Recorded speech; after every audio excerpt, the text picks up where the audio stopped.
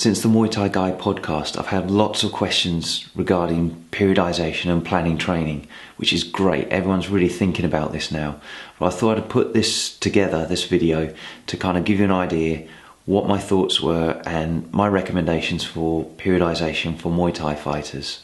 In the podcast, I spoke about keeping plates spinning, so maintaining certain qualities while you boost another quality, and how the sequence of training should progress, building one quality, feeding into the next in a sequential order. So starting with, for example, strength, moving on to power, and then finally speed and power endurance.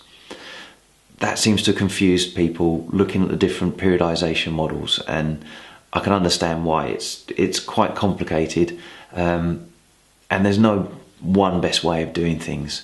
But I just like to explain really the way I prefer to work, and perhaps give you some of my reasons as to why I choose that way. So the basic ways of working in terms of periodization, there are linear models that start with a more extensive training volume, so a lot more work and a lower intensity, and that gradually shifts through your program into more of a intensive focus with a reduced volume of training. And that works focusing on sequential blocks of strength followed by power, followed by power endurance or speed. And that's where I think a lot of people have misunderstood, because I've talked about building those qualities in that order. They're thinking I'm referring to a linear program of training for Thai boxers, which I don't think is the best way to do it. Another way is to work an undulating periodization model, which then works on switching up the intensity and the volume throughout the whole week. So not necessarily in one session, but throughout the week. You might be working strength more in one session, another session focusing on power, and another one working on more muscular endurance work, local muscular endurance. That's another way you can do things. Another model we might see is a concurrent model, where you're trying to develop all of the different qualities simultaneously, so you're not letting any one particular quality slip, which is what will happen if you're using like a linear model or even an undulating model to a certain extent.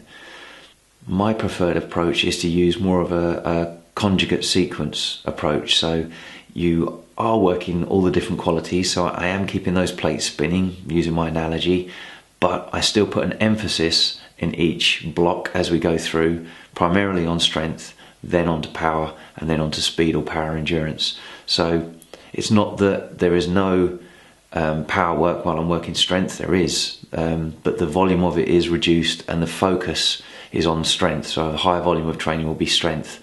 The next block will maintain strength, so there's still a volume of that there, but then we shift the focus into power. More of the focus will go into that, more of the training volume will be focused on power. And then finally shifting through that sequence into power endurance and speed. And again, there's still some power work in there, there's still some strength work in there, but we're looking to actually put the bulk of the training is then shifted into speed and power endurance.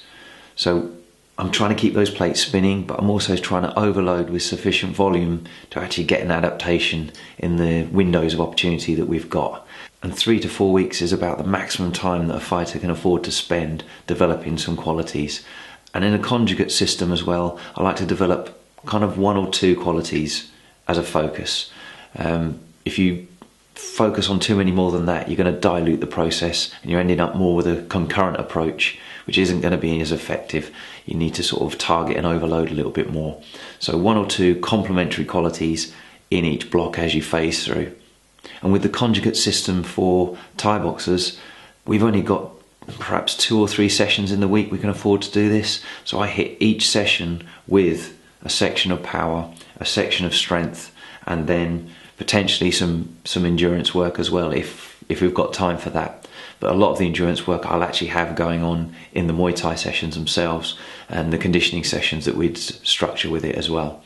So it's about making the best use of the time you've got and targeting qualities and mixing them together in a way that gives you the best training stimulus, taking into account everything else that we're doing as a Thai boxer.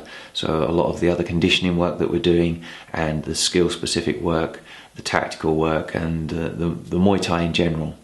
It's very easy as a Thai boxer with all of these different qualities that we're looking to develop. We need to be very rounded athletes, the way we're competing, the way we work and the way we train.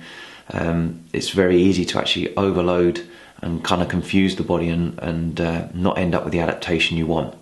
So you end up spending a lot of time training to get better, but if you confuse the body too much, then you're going to be just burning calories and not necessarily improving abilities.